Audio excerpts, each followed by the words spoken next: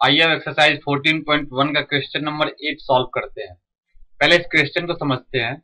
किसी कक्षा अध्यापिका ने पूरे सत्र के लिए अपनी कक्षा के 40 विद्यार्थियों की अनुपस्थिति निम्नलिखित रूप में रिकॉर्ड की। एक विद्यार्थी जितने दिन अनुपस्थित रहा उसका माध्य ज्ञात कीजिए। हम देख सकते हैं इस टेबल के पहले रो में दिनों की संख्या दी गई है, जो कि एब्सेंट के दिनों की संख्या है कि स्टूडेंट कितने दिन एब्सेंट रहा, और सेकेंड रो में विद्यार्थियों की संख्या दी है कि नंबर ऑफ स्टूडेंट। क्वेश्चन में एक और चीज गिवन है 40। टोटल विद्यार्थियों की संख्या 40 है, यानी summation of F I is equal to 40।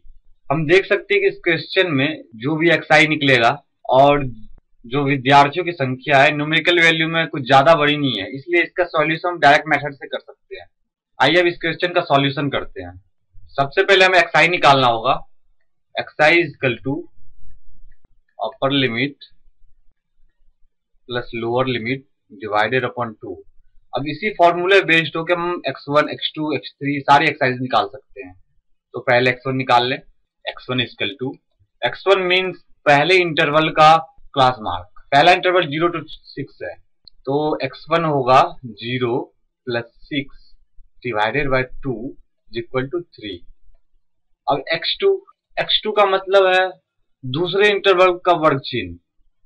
दूसरा इंटरवल है 6 to 10, यानी 6 plus 10 divided upon 2 equal to 8। अब इसी तरह हम x3 भी निकाल सकते हैं। x3 इक्वल टू, x3 मतलब तीसरे इंटरवल का xi, यानी 10 प्लस 14 अपॉन 2 इक्वल टू 12। अब इसी तरह हम x4 निकाल सकते हैं। x4 इक्वल टू, इसी तरह हम x4 निकाल सकते हैं।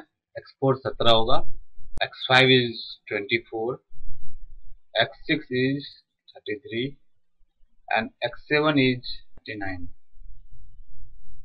अब हमें डायरेक्ट मेथड से माध्य निकालने के लिए एक टर्म की जरूरत है जो कि xi और fi का प्रोडक्ट होगा। अब हम इस टर्म को निकालेंगे और इसे डायरेक्ट एक टेबल में पुट करते हैं। आइए एक टेबल ड्रॉ करेंगे। आइए सबसे पहले इस टेबल को समझते हैं। इस टेबल में पहला कॉलम जो है, first column number of days है, यानी कितने दिन विद्यार्थी एब्सेंट रहा। सेकेंड कॉलम जो है नंबर ऑफ स्टूडेंट, विद्यार्थियों की संख्या, यानी कि एफ आई है। थर्ड कॉलम क्लास मार्क है जो कि अभी हमने निकाला, एक्स आई। और फोर्थ कॉलम एक्स आई के साथ एफ आई का प्रोडक्ट है, यानी हम देख सकते हैं एफ आई का पहला टर्म इंटू एक्स आई का पहला term is equal to X I F I का पहला टर्म। इसी तरह 10 इंटू 8 इज इक्वल टू 80। इसी तरह 7 इंटू 12 इज इक्वल टू 84। इसी तरह 4 इंटू 17 इज इक्वल टू 68। इसी तरह हम बाकी के भी टर्म निकाल सकते हैं।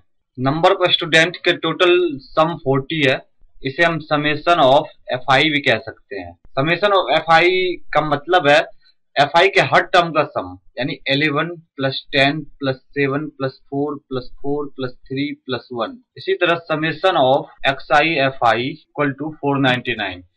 Summation of X I F I का मतलब है एक्स आई एफ आई के हर टर्म का सम, यानी 33 plus 80 plus 84 plus 68 plus 96 plus 99 plus 39 is equal to 499।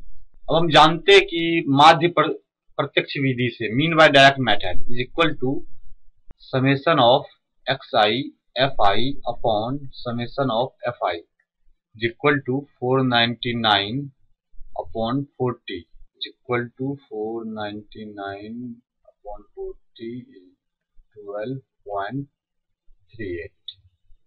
तो रिक्वायर्ड मीन 12.38 है। So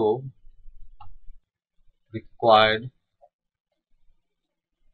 mean is 12.38।